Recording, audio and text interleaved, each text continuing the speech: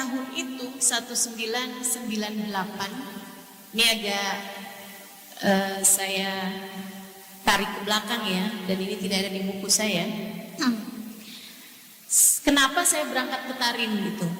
Ceritanya tahun 1998 saya udah lagi mau ngurusin perpisahan di Al Anwar, Sarangrembang, pondok pesantren saya di sana, di Jawa Tengah, dengan Kiai Haji Maimun Zubair.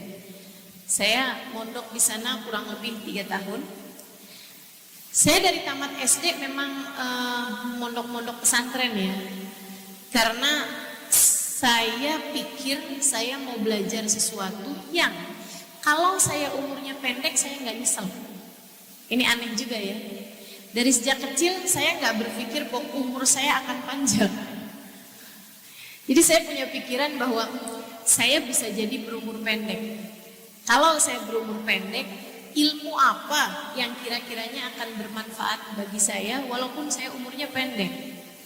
Jadi akhirnya saya kemudian memutuskan untuk belajar di pondok-pondok pesantren buat punya ilmu yang gak akan saya sesali kalau saya berumur pendek. Dan tentu saja kalau saya berumur panjang pun jadi tentu saja tidak saya sesali juga ketika saya berumurnya panjang seperti sekarang gitu. Dan saya belajar di pondok-pondok pesantren tuh. Pertama Darul Lughah, kemudian 5 tahun saya di sana, saya belajar tauhid di Al-Tauhidiyah Tegal, kemudian saya belajar di Sarangrembang di Al Anwar, pondok pesantrennya Kiai Haji Maimun Zubair. 3 tahun saya ada di sana teman-teman sekalian. Tahun terakhir, nah itu saya udah mulai ngurus-ngurusin acara perpisahan akhir tahun. Di pondok pesantren kan seperti itu. Saya orang yang aktif dari sejak kecil, jadi memang seneng gitu ngurus-ngurusin. Saya ngurusin acara perpisahan, saya ngurusin acara ziarah akhir tahun, saya urusin beberapa jenis acara. Ketika abang saya datang, abang saya bilang begini, Im, dia datang ke pondok pesantren, kemudian dia bilang begini, Im, ke Tarim yuk, ke Hadramut yuk. Saya bilang, itu apa Kak? Hadramut itu nama apa? Tarim itu nama apa? Dia bilang nama satu daerah di Hadramut di negara namanya Yaman.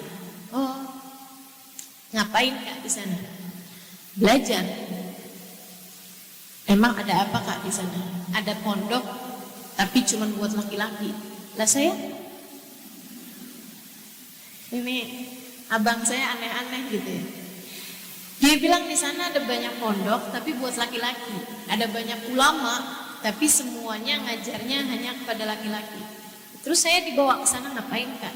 Saya bilang, dia bilang begini, karena saya itu nggak mau tinggal di pondok pesantren, saya kan udah tua. Dia bilang, jadi saya mau tinggalnya di luar, saya bisa ngaji di pondok-pondok pesantren yang ada, kan banyak, biar saya dapat berkahnya Habib ini, berdapat berkahnya Syekh ini, biar dapat berkahnya ulama ini gitu. Jadi saya bisa dapat semuanya gitu. Terus Kak, saya ngapain? Ya kamu bisa masakin saya, cuciin baju saya. Ini sebenarnya saya diajakin buat belajar atau buat jadi TKW nih. Terus dia bilang, ayolah temenin saya, dia bilang, kamu kan tahu saya itu punya sesak nafas. Saya tahu, saya paling kesian sama dia kalau dia udah datang sesak nafas gitu. Dan dia bilang, di Indonesia aja yang nggak begitu banyak debu, saya sering sesak nafas. Kabarnya di sana negaranya itu al-ardul kubra, tanah berdebu. Jadi saya takut nanti kalau di sana itu saya sesak nafas, kalau sendirian saya nggak mau mati sendirian. Jadi saya selain jadi pembantu, saya juga jadi perawat. Nggak asik ya. Tapi terus dia bilang kayak begini nih, cuman di Tarim itu dia bilang, itu negerinya Faqihil Muqaddam Muhammad bin Ali Ba'alawi. Boleh deh, saya bilang. Saya kemudian berangkat ketika mendengar bahwa negeri itu adalah negerinya Faqihil Muqaddam Muhammad bin Ali Ba'alawi. Siapa Faqihil Muqaddam Muhammad bin Ali Ba'alawi? Saya nggak kenal. Tapi saya mau berangkat karena saya dari sejak kecil, abah saya antara maghrib sama isya suka baca ratib haddad. Dan sesudah beliau baca ratib haddad, habis ya Allah biha ya Allah bismil khatimah kan, habis selesai semuanya tuh, beliau ada baca satu doa, bunyinya begini nih. Ya Rabbana yassir lana umurona bijahi Sayyidina Muhammad bin Ali Ba'alawi. Gitu. Ya Rabbana yassir lana umurona bijahi Sayyidina Muhammad bin Ali Ba'alawi. Ya Allah mudahkan urusan kami dengan berkahnya Sayyidina Muhammad bin Ali Ba'alawi. Saya pernah nanya sama abah saya, bah, ini kan bukan Nabi Muhammad ya bah? Nabi Muhammad kan Muhammad bin Abdullah. Ini Muhammad bin Ali ini siapa bah? Kata abah saya, ini orang soleh, orang alim, seorang waliullah, Muhammad bin Ali Ba'alawi. Kabarnya kalau kita bertawasul, berdoa dengan nama beliau, Allah mudahkan urusan kita. Abah udah sering coba nak, katanya gitu. Kalau abah ada urusan-urusan, abah bilang ya Rabbana yassir lana umurana bijahi Sayyidina Muhammad bin Ali Ba'alawi. Allah kasih kemudahan. Oh gitu. Jadi saya ketika dengar ini negerinya Muhammad bin Ali Ba'alawi, teman-teman sedikit sekalian yang saya muliakan, saya jadi mikir, oh udah kenal. Saya udah kenal, saya gak akan disia-siakan oleh seseorang yang abah saya selalu menyebut namanya sebagai tawasul setiap malam. Kami pun berangkat ke Kota Tarim. Saya sekalian, begitu nyampe di Kota Tarim, udah kami tinggal di sebuah kontrakan, sewaan. Itu betul-betul ya perbedaan hidup yang luar biasa antara Indonesia dengan negeri Arab. Dan itu benar-benar kayak sangat-sangat drastis perubahannya. Dari sisi cuaca, dari sisi semua hal, makanan, budaya, kultur, bahasa. Dan saudara sekalian saya muliakan, saya saat itu adalah satu-satunya perempuan berbahasa Indonesia yang ada di negeri tersebut. Belum ada Daruz Zahra. Belum ada Daruz Zahra sebagai pondok pesantren. Yang ada Daruz Zahra sebagai madrasah tempat orang-orang Tarim bersekolah di sana. Jadi saya kangen banget buat ngomong bahasa Indonesia. Saya satu-satunya orang yang bisa saya ajakin ngobrol bahasa Indonesia adalah abang saya.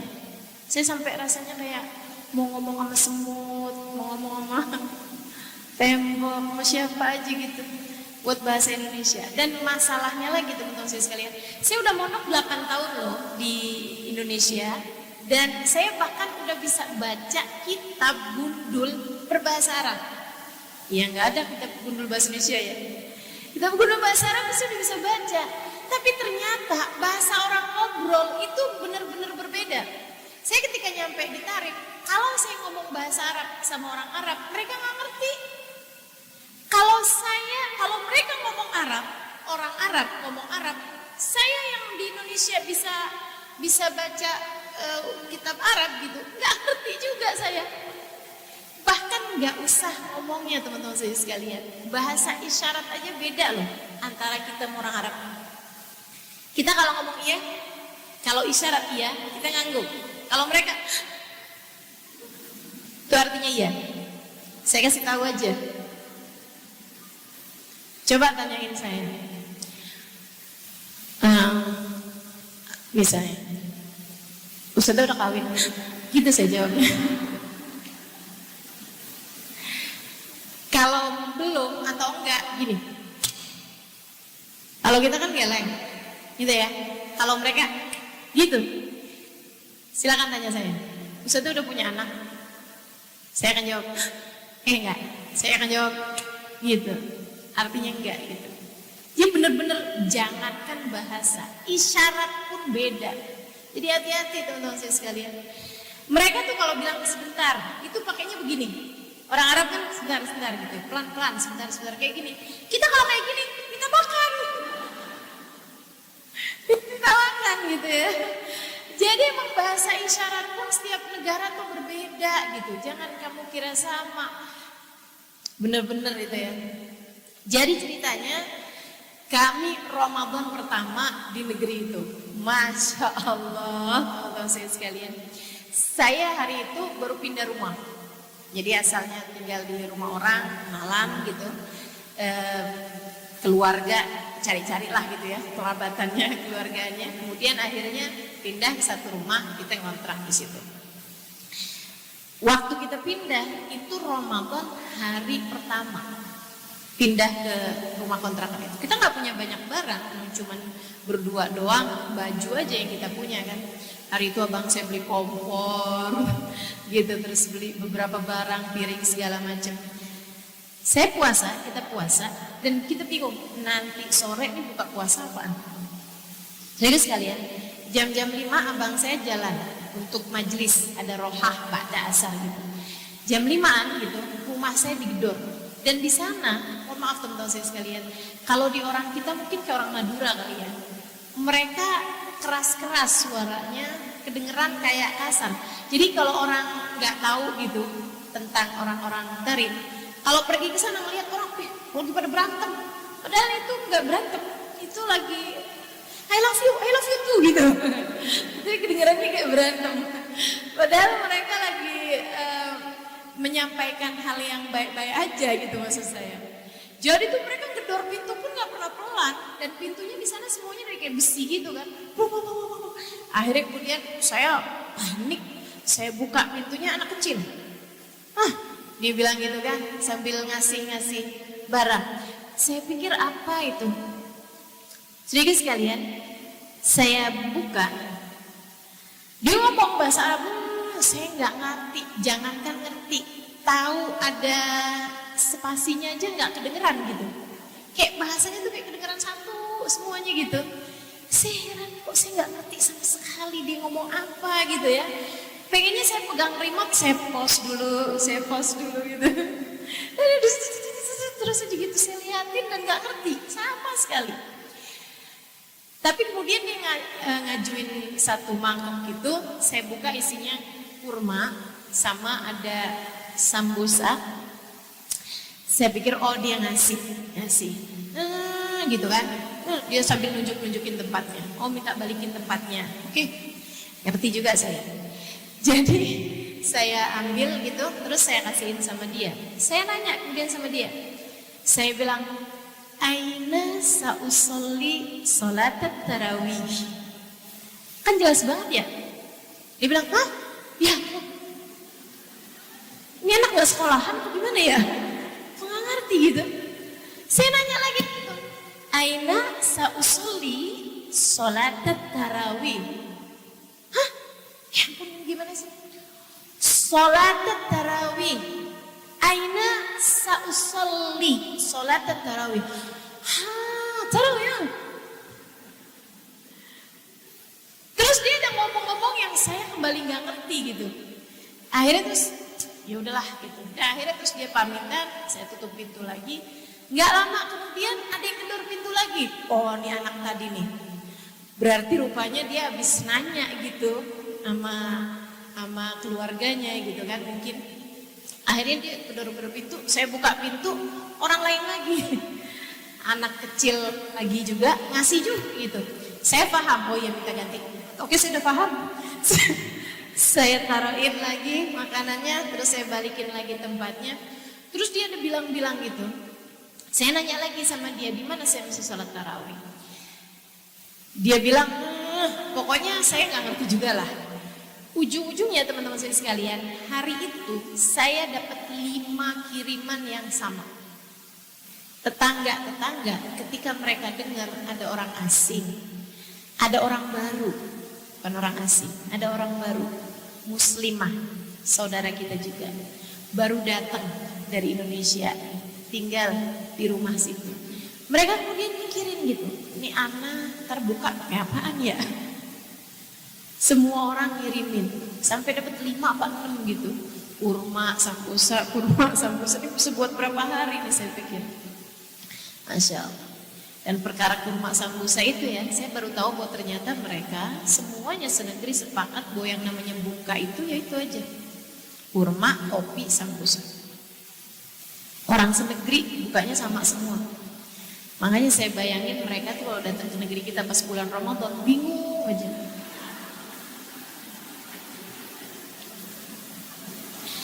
Sebutkan nama jenis bubur-buburan dan tanganmu 10, belum selesai kamu menyebutkannya sesudah genap 10 tangan kamu hitung. Gitu ya. Sebutkan jenis makanan, goreng-gorengan ini itu. Ya Allah luar biasa. Kita mestinya sepakat nih buka puasa apa. Titik gitu. Biar nggak punya banyak hawa nafsu milih dalam diri kita.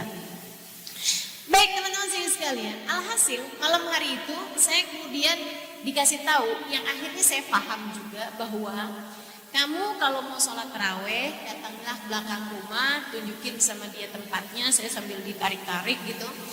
Akhirnya kemudian saya tunjukin, ternyata di rumah kontrakan yang saya sewa itu, di belakangnya itu ada Masjid Al-Bar namanya, itu buat laki-laki, dan di sebelah sananya lagi itu ada masjid ruang gitu buat perempuan sholat berjamaah tarawih. Dan saya baru tahu juga bahwa di sana itu orang perempuan yang sholat tarawih di masjid adalah perempuan-perempuan yang tua-tua. Makanya dia aneh, saya nanyain sholat tarawih. Jadilah malam hari itu saya masuk ke masjid tersebut, semuanya tua, saya yang paling muda. Saya kemudian jadi kayak cucu yang baru datang dari negara lain, yang dikerubutin sama nenek-neneknya. Gitu ya, bayang gak sih? Saya gitu lagi masuk gitu, saya pikir kan masjid, terus saya sholat tahiyatul masjid. Waktu saya sholat tuh semuanya pada ngerubungin, dan itu nggak ngerubungin yang cari-cari tahu lirik-lirik itu nggak, emang bener-bener ngerubungin. Watak asli manusia gitu ya, sangat amat polos gitu. Itu saya lihat ada dalam diri orang-orang tari. Jadi mereka tuh ngerubungin saya sambil ngeliatin, ya tari pesawat, gitu kan, sambil ngomong-ngomong gitu. Dia ngerti sholat, dia tahu sholat, kita sholat. Dikirain kalau nggak bisa bahasa Arab itu nggak bisa sholat. Dia nggak tahu.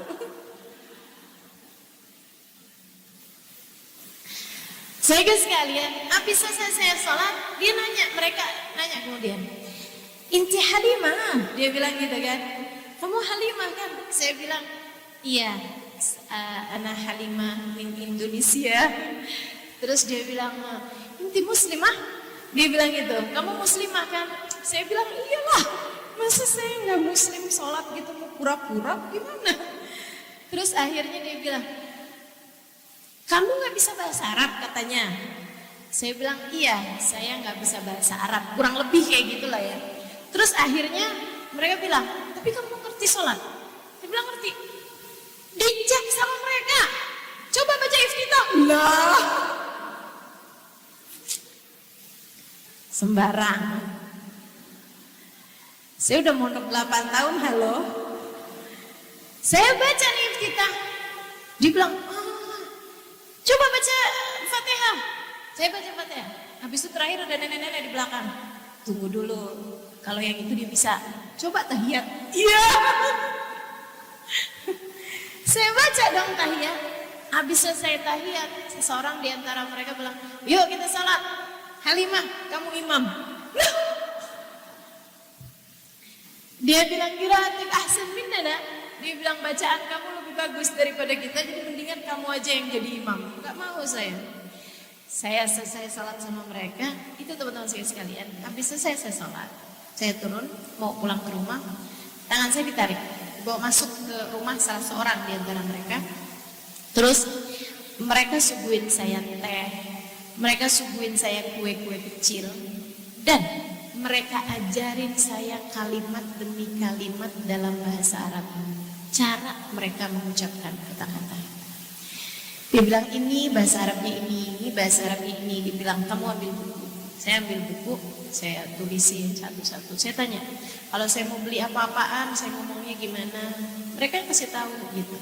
Kamu harus cari toko yang begini-begini. Setengah mati mereka ngasih pemahaman sama saya.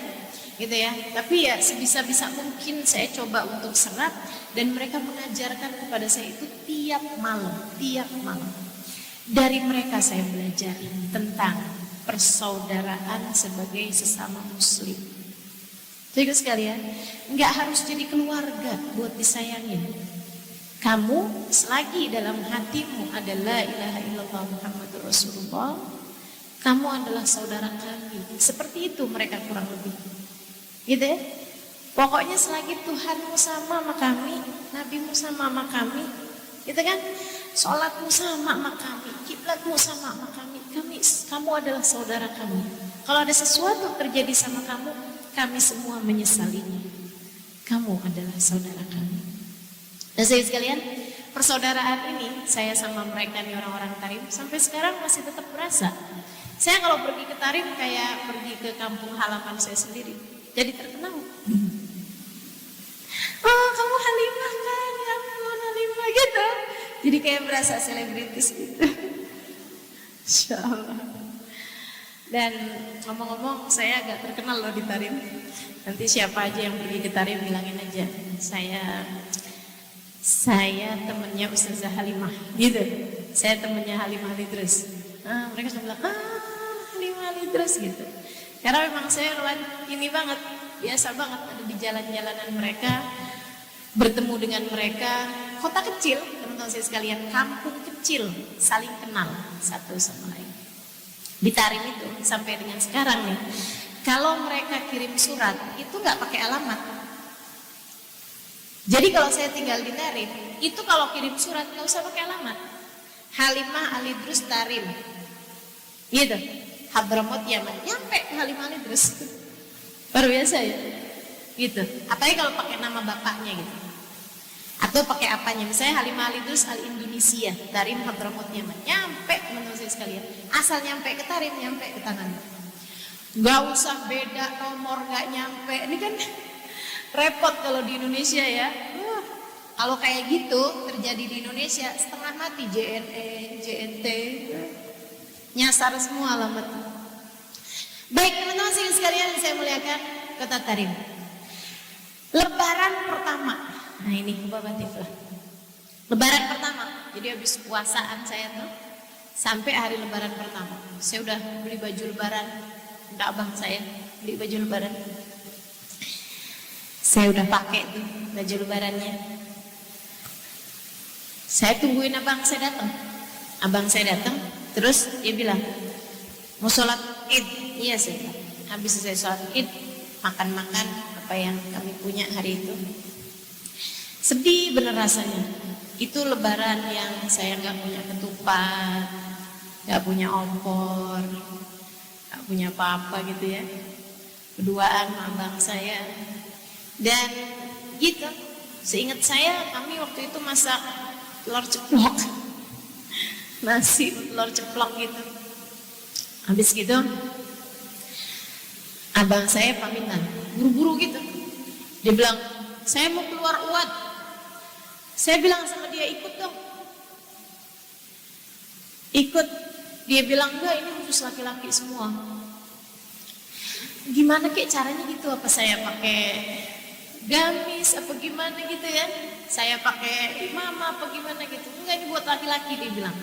Kayak open house ulama gitu. Kami kumpul semuanya di rumah Habib Umar. Aduh ya ampun. Kapan pulangnya saya bilang? Ya habis-habis duhur gitu kali. Selesai duhur saya pulang. Dari jam 8 pagi. Ini Lebaran terus saya mau kemana gitu? Saya iseng, diam. Tiap kali diam sedih, mau nangis. Ingat abah, ingat umi, ingat kakak-kakak gitu. Teman-teman gak pernah tahu rasanya kan? Sedih teman-teman saya sekalian, sedih banget gitu.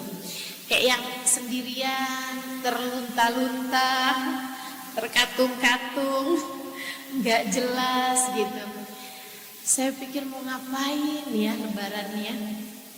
Akhirnya terus saya ingat, saya ada ketemu sama Ustazah Zainab. Nah itu beliau dari Taiz, seorang ustazah yang Masya Allah, sangat alimah, sangat pinter banget, terutama urus sejarah Arab, sejarah Islam, sejarah Nabi Muhammad alaihissalam. Beliau berbahasa Arab Fusha, bisa berbahasa Arab Fusha, karena memang beliau orang sekolahan ya.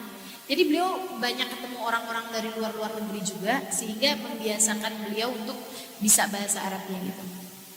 Jadi saya ketemu sama beliau di terawih terakhir, beliau ngomong kayak gini, Halimah, kalau kamu pengen keluar rumah gitu hari Lebaran, kamu bisa datang ke rumah saya.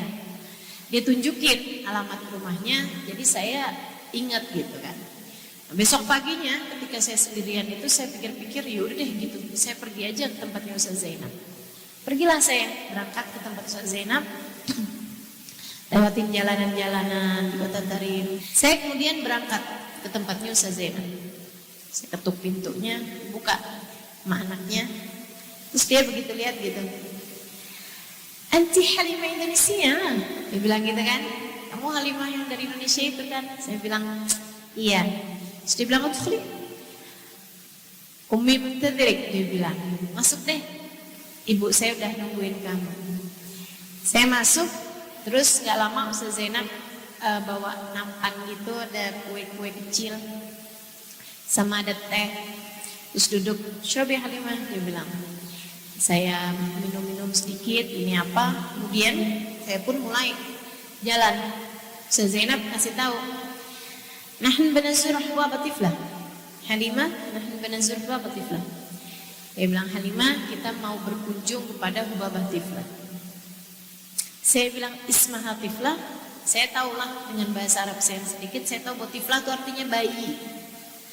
Mana ada orang kasih nama anaknya bayi? Ada nggak di sini namanya bayi? Gak ada kan? Jadi saya bilang namanya bayi gitu, namanya Tiflah. Terus dia bilang, lah, enggak lah, dia bilang, namanya bukan Tiflah. Cuman semua orang di sini nggak tahu namanya, semuanya manggil Hubabah Tiflah. Kenapa? Saya bilang, karena sepertinya dia sampai dengan usianya 70-an lebih ini, beliau masih tetap seperti bayi, tidak pernah menyakiti siapapun.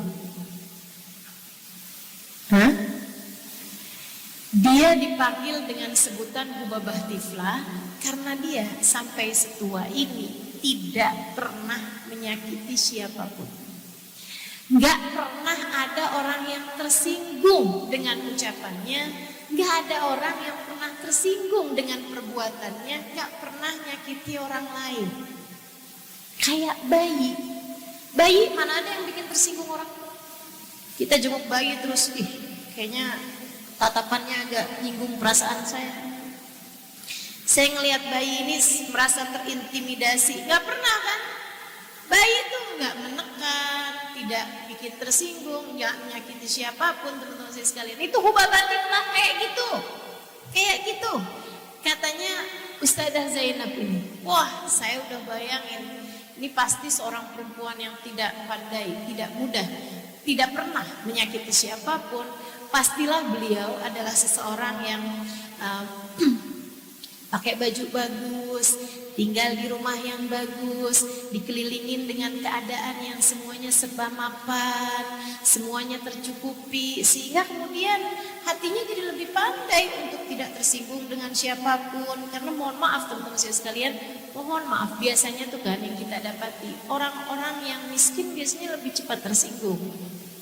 Betul. Jadi saya pikir gitu kan, ini orangnya pasti ini saya punya bayangan gitu tentang seseorang yang tidak pernah menyakiti siapapun.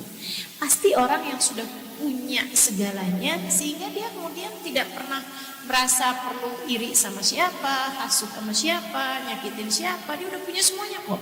Gitu. Bayangan saya yang bodoh ini. Sedikit sekalian, ketika saya sampai depan rumahnya, itu rumahnya ternyata sangat sederhana gitu dari luar. Jadi keluarga di situ begitu ketemu Ustazah Zainab, ya hayya Zainab Khatib gitu kan, dipelukin Ustazah Zainab. Kemudian Ustazah Zainab kenalin saya, Halimah Indonesia, dia bilang gitu kan. Saya kemudian dipelukin, ya hayya wa ya sahla Halimah, tafadhali Halimah gitu kan. Mereka tuh sangat mudah untuk akrab ya, orang Tarim. orang Tarim, sangat mudah untuk akrab. Saya kemudian bawa masuk ke dalam rumahnya, saya pikir mana nih yang Hubabah Tiflah. Begitu saya masuk dalam rumahnya teman-teman sekalian, dari luar rumahnya tampak sederhana, dari dalam rumahnya nggak punya apa-apa. Jauh lebih miskin daripada tampilan luarnya. Miskin banget. Itu rumah paling miskin yang pernah saya dapati di Kota Tarim. Sangat miskin. Bawahnya nih bahkan nggak diaspal gitu, jadi kayak tanah di apain ya, nggak ada keramiknya, nggak ada apa sih namanya nih, lantai tehel tuh nggak ada gitu. Terus dinding-dindingnya juga cuma diinian separuh, sisanya tanah asli, tanah nggak ada apa-apain. Di sudut ruangan ada selimut-selimut yang sudah usang, bantal-bantal yang tipis, dan di tengah ruangan itu nggak ada permadani empuk, bantal-bantal senderan. Di rumah orang Arab kan biasanya begitu tuh, bantal-bantal senderan gitu.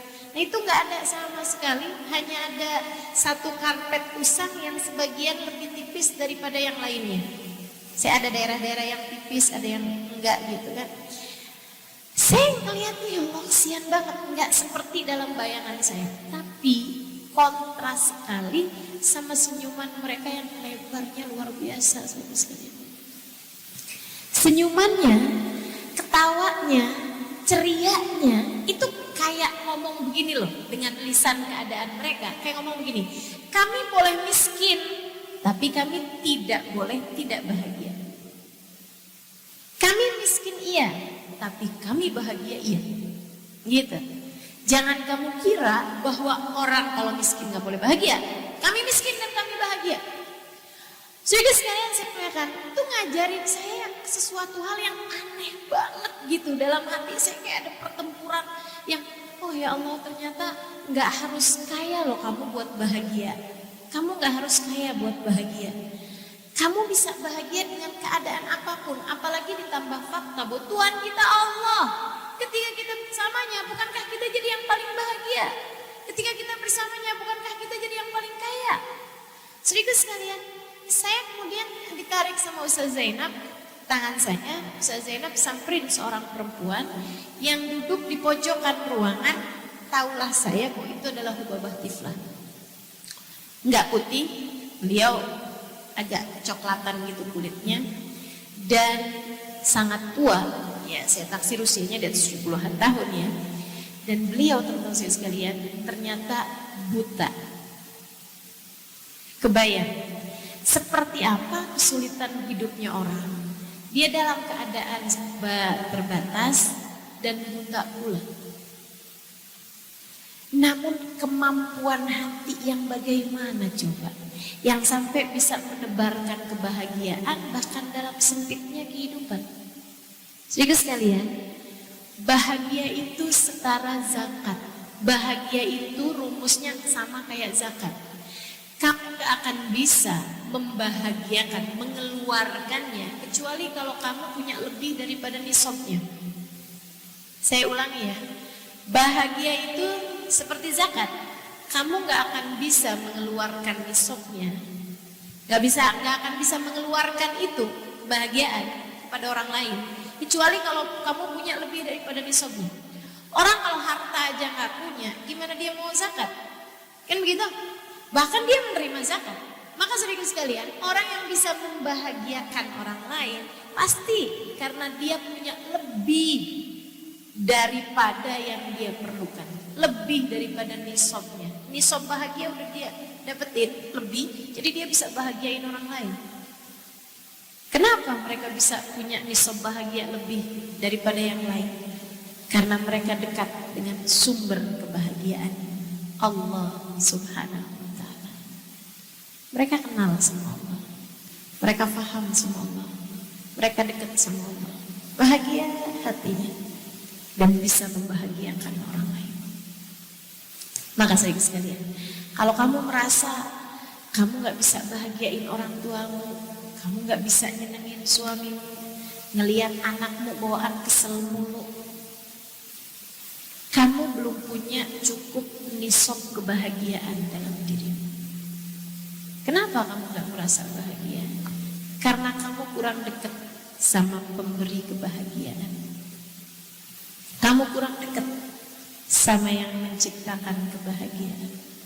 Kamu kurang dekat sama yang meletakkan kebahagiaan dalam hatimu, yang mengatakan tentang dirinya muqallibul qulub, sang pembolak-balik hati. Dia sudah berkata dalam Al-Quran, alladzina amanu wa tatma'innu qulubuhum bidzikrillah, ala bidzikrillah tatma'innul qulub. Ketahuilah, sesungguhnya orang-orang yang beriman hati mereka selalu bahagia dengan mengingat Allah. Ketahuilah, hanya dengan mengingat Allah hati akan merasa bahagia. Hati merasa tenang dengan ingat Allah dalam kehidupan. Makanya kalau kamu merasa hatimu hampa, karena Allah sedang tidak ada di sana. Kalau kamu merasa hatimu, hidupmu sengsara, karena kamu menjauhkan Allah dari hidupmu. Gak ada Allah dalam hatimu, itu masalahnya saudara sekalian. Bukan pada saya kurang piknik, bukan pada kalau saya punya suami saya akan bahagia, bukan pada kalau saya punya anak saya akan bahagia, bukan pada kalau saya punya banyak harta saya akan bahagia, bukan pada kalau saya punya banyak uang bisa jalan kemana-mana saya akan bahagia. Gak ada. Bahagia itu ada ketika ada Allah dalam hati. Itu Hubabah Tiflah, mulutnya senyum aja, matanya buta teman-teman sekalian.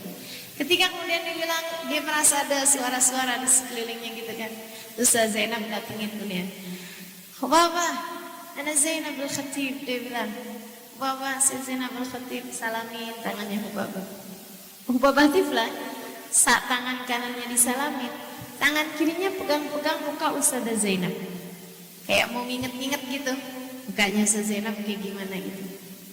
Habis itu kemudian Ustazah Zainab deketin saya sama Hubabah Tiflah sambilan dibilangin, ya Hubabah, mana Halimah bint al-Idrus. Dia bilang, nih Hubabah, ada sama kita nih Halimah al-Idrus nih, dia jat Indonesia belad ba'id. Dia bilang datang nih Halimah nih dari Indonesia, dari negara jauh banget. Dia datang ke sini mau nyari ilmu katanya. Bapak doain kesian. Kata Ustazah Zainab, doain ya anak kesian gitu. Saya kemudian salaman sama Hubabah Tiflah. Hubabah Tiflah tangannya disalamin yang kanan, tangan kirinya sambil pegang-pegang tangan saya, yang nyalamin tangan dia itu.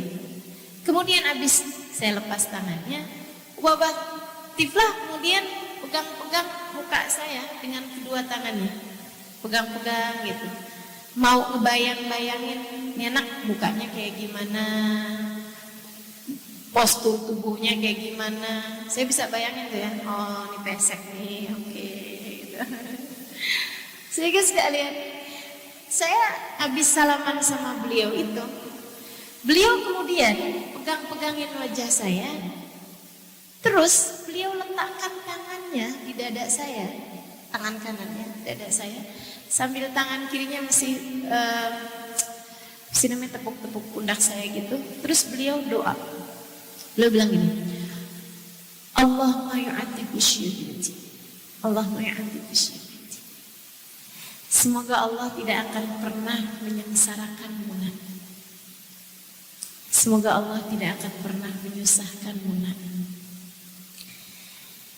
Saya bilang amin, amin. Doanya gak berhenti.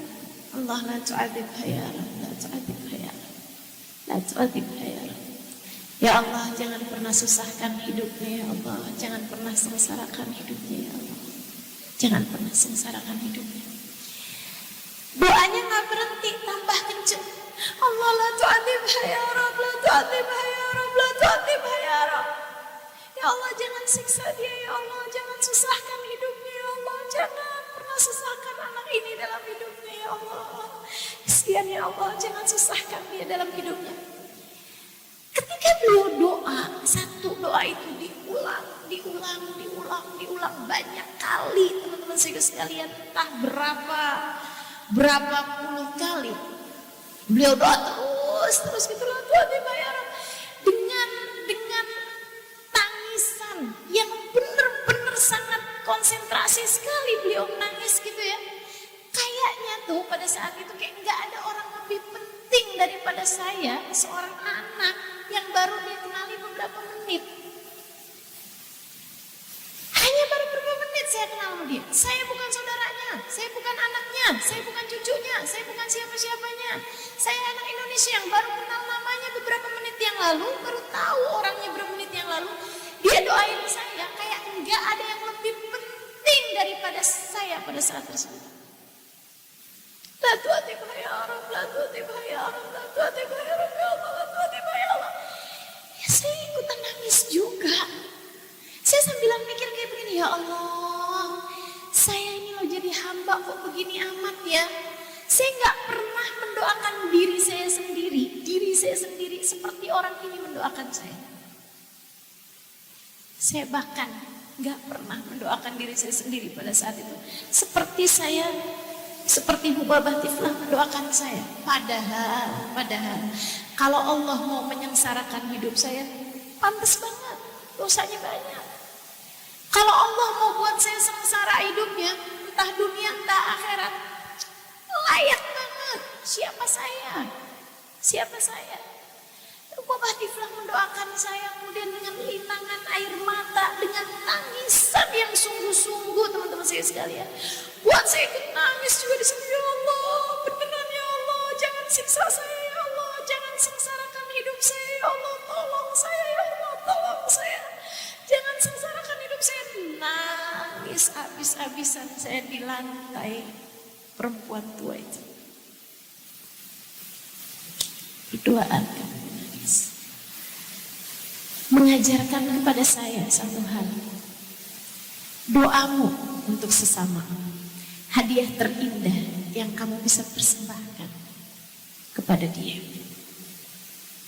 Mengajarkan kepada saya satu hal, hiduplah dengan menebar kasih sayang.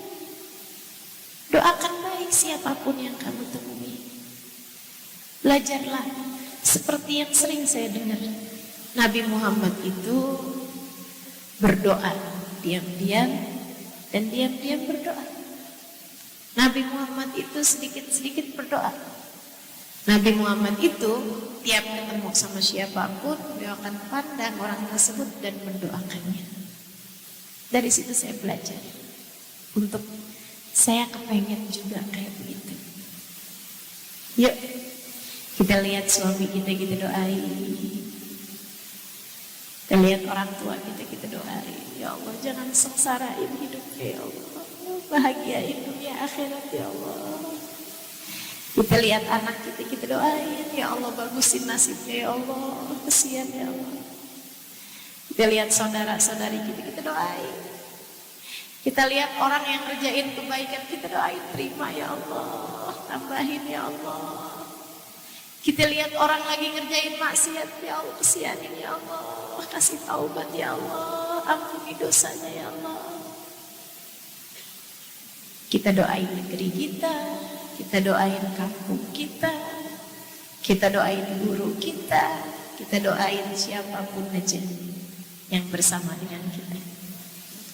Teman-teman saya sekalian, Babah Tiflah mengajarkan kepada saya untuk memiliki kasih sayang terhadap siapapun saja yang saya temui. Mudah-mudahan kita bisa menjadi bidadari-bidadari yang menebar kasih sayang terhadap siapapun, insya Allah. Amin ya Rabbal